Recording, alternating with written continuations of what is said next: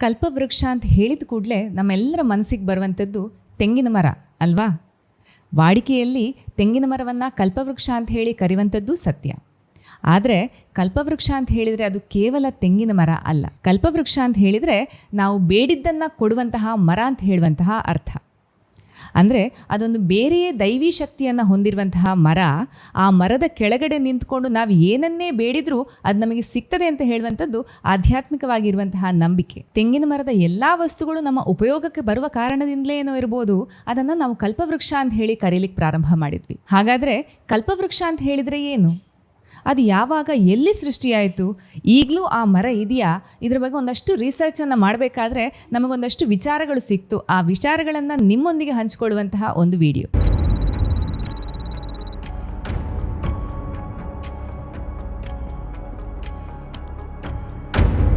ಸಮುದ್ರ ಮಥನದ ಕಥೆಯನ್ನು ನೀವೆಲ್ಲರೂ ಕೇಳಿದ್ದೀರಿ ಅಲ್ವಾ?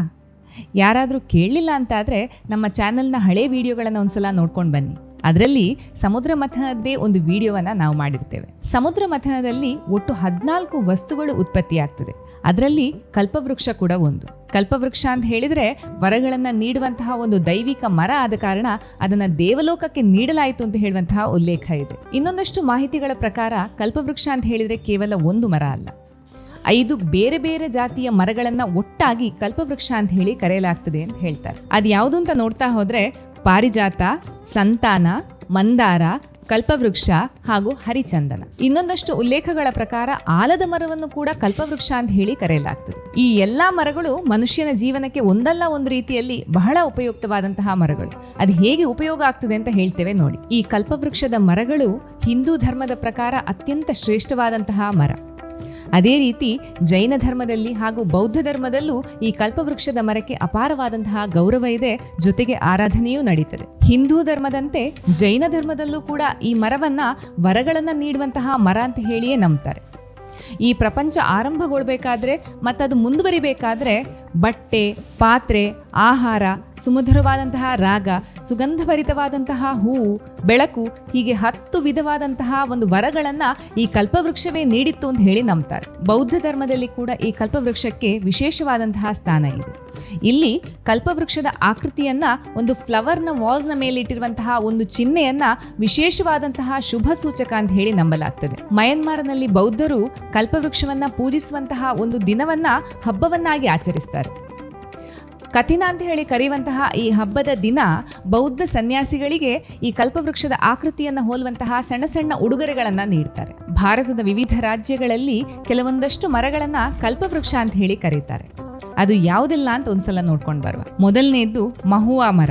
ಮಹಾರಾಷ್ಟ್ರದ ಬುಡಕಟ್ಟು ಜನಾಂಗದ ದಿನಚರಿಯಲ್ಲಿ ಈ ಮರ ಅತ್ಯಂತ ಅವಶ್ಯಕ. ಹಾಗಾಗಿಯೇ ಈ ಮರವನ್ನ ಅಲ್ಲಿ ಕಲ್ಪವೃಕ್ಷ ಅಂತ ಹೇಳಿ ಕರೀತಾರೆ. ನಮ್ಮ ಕನ್ನಡದಲ್ಲಿ ಈ ಮರವನ್ನ ಇರ್ಪೆ ಅಥವಾ ಇಪ್ಪೆ ಮರ ಅಂತ ಹೇಳಿ ಕರೀತಾರೆ. ಎರಡನೇದ್ದು ಆಲದ ಮರ ಅಥವಾ ಬ್ಯಾನಿಯನ್ ಟ್ರೀ. ದೇಶದ ಬಹುತೇಕ ಎಲ್ಲಾ ರಾಜ್ಯಗಳಲ್ಲೂ ಬೆಳೆಯುವಂತಹ ಮರ ಇದಾಗಿದ್ದು ಮನುಷ್ಯನ ಹಲವಾರು ಅಗತ್ಯಗಳನ್ನು ಪೂರೈಸುವ ಮರ ಕೂಡ ಆಗಿದೆ.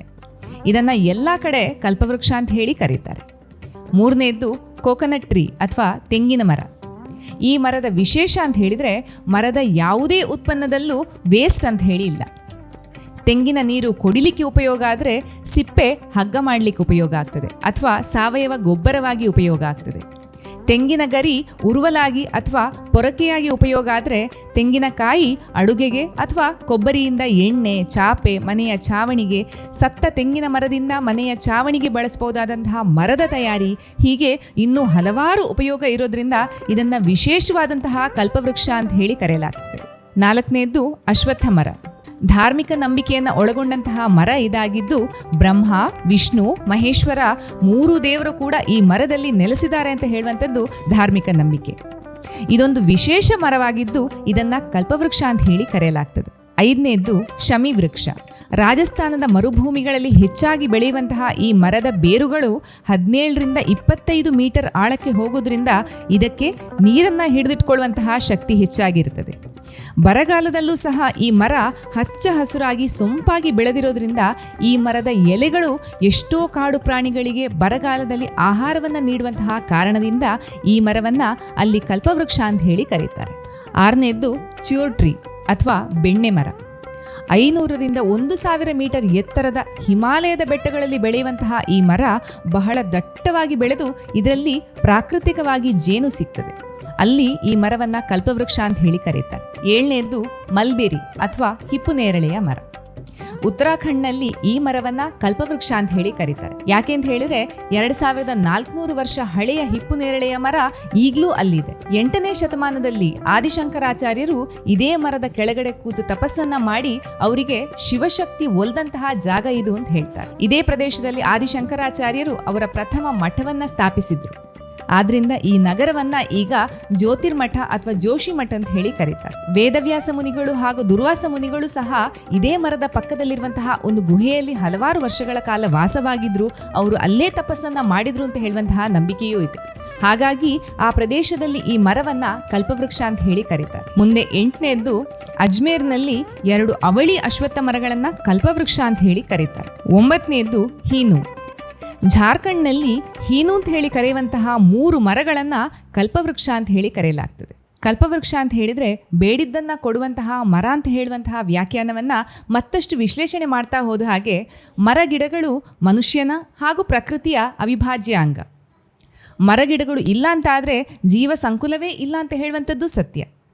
ಈ ಮರಗಳಿಂದ ಉತ್ಪತ್ತಿಯಾಗುವಂತಹ ಆಕ್ಸಿಜನ್ ನಮ್ಮ ದೇಹಕ್ಕೆ ಹೋಗಿ ನಮ್ಮ ಆರೋಗ್ಯ ಸುಧಾರಣೆ ಆಗ್ತದೆ ಅಂತ ಹೇಳುವಂಥದ್ದು ಸತ್ಯ. ಪ್ರತಿಯೊಂದು ಮರಗಳು ಅದರದ್ದೇ ಆದಂತಹ ವಿಶೇಷತೆಯನ್ನು ಹೊಂದಿರ್ತದೆ ಅಂತ ಹೇಳಿ ಈಗಾಗಲೇ ನಾವು ಉಲ್ಲೇಖ ಮಾಡಿದ್ವಿ.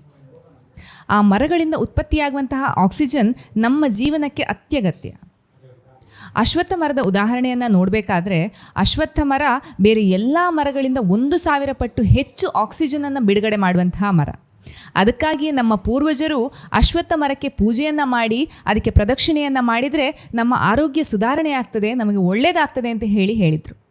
ಅಂದರೆ ಆ ಅಶ್ವತ್ಥ ಮರಕ್ಕೆ ಪ್ರದಕ್ಷಿಣೆಯನ್ನು ಮಾಡಬೇಕಾದ್ರೆ ಅಥವಾ ಅದರ ಜೊತೆ ನಿಂತಿರಬೇಕಾದ್ರೆ ಆ ಮರದಿಂದ ಹೆಚ್ಚುವರಿಯಾಗಿ ಉತ್ಪತ್ತಿಯಾದಂತಹ ಆಕ್ಸಿಜನ್ ನಮ್ಮ ದೇಹಕ್ಕೆ ಹೋಗಿ ಸಹಜವಾಗಿಯೇ ನಮ್ಮ ಆರೋಗ್ಯ ಸುಧಾರಣೆಯಾಗ್ತದೆ. ವಿಜ್ಞಾನದ ಪ್ರಕಾರ ಮನುಷ್ಯನ ಮೆದುಳು 70%ಗಿಂತ ಹೆಚ್ಚು ಆಕ್ಸಿಜನ್ನಿಂದ ತುಂಬಿರಬೇಕು. ನಮ್ಮ ಮೆದುಳಿಗೆ ಆಕ್ಸಿಜನ್ ಸರಿಯಾಗಿ ಸಿಕ್ಕಿದ್ರೆ ಅದು ಚೆನ್ನಾಗಿ ಕೆಲಸ ಮಾಡ್ತದೆ, ಹೆಚ್ಚು ಚುರುಕಾಗಿ ಕೆಲಸ ಮಾಡ್ತದೆ. ಅದು ಚೆನ್ನಾಗಿ ಕೆಲಸ ಮಾಡಿದರೆ ನಮಗೆ ಖಂಡಿತವಾಗ್ಲೂ ಸಕ್ಸಸ್ ಸಿಗ್ತದೆ. ಅದಕ್ಕಾಗಿಯೇ ಈ ಮರಗಳನ್ನು ಬೇಡಿದ್ದನ್ನು ನೀಡುವಂತಹ ವರವನ್ನು ನೀಡುವಂತಹ ಮರ ಅಂತ ಹೇಳಿ ಕರೆದದ್ದು. ಅಂದರೆ ಆ ಮರದ ಕೆಳಗಡೆ ನಿಂತ್ಕೊಂಡು ನಾವು ಏನೇ ಕನಸು ಕಂಡ್ರೂ ನನಸಾಗ್ತದಂತೆ.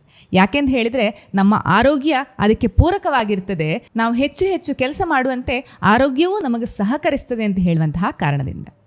ಇದರ ಜೊತೆಗೆ ನಾವು ಈಗಾಗಲೇ ಹೇಳಿರುವಂತಹ ಶಮಿ ವೃಕ್ಷ ಇರ್ಬೋದು ಅಥವಾ ಹಿಪ್ಪುನೇರಳೆ ಇರ್ಬೋದು ಅಥವಾ ಇನ್ಯಾವುದೇ ಮರಗಳಿರ್ಬೋದು, ಅದನ್ನೆಲ್ಲ ಒಂದ್ಸಲ ಗಮನಿಸ್ತಾ ಹೋದರೆ ಆಯುರ್ವೇದ ಶಾಸ್ತ್ರದ ಪ್ರಕಾರವೂ ಇದೆಲ್ಲ ಔಷಧೀಯ ಗುಣಗಳನ್ನು ಹೊಂದಿರುವಂತಹ ಮರಗಳು. ಹಾಗಾಗಿ ಈ ಮರಗಳನ್ನು ಕಲ್ಪವೃಕ್ಷ ಅಂತ ಹೇಳಿ ಕರೆದದ್ದು. ನಮ್ಮ ಹಿರಿಯರ ಬುದ್ಧಿವಂತಿಕೆಯನ್ನು ಒಂದ್ಸಲ ಗಮನಿಸಿ.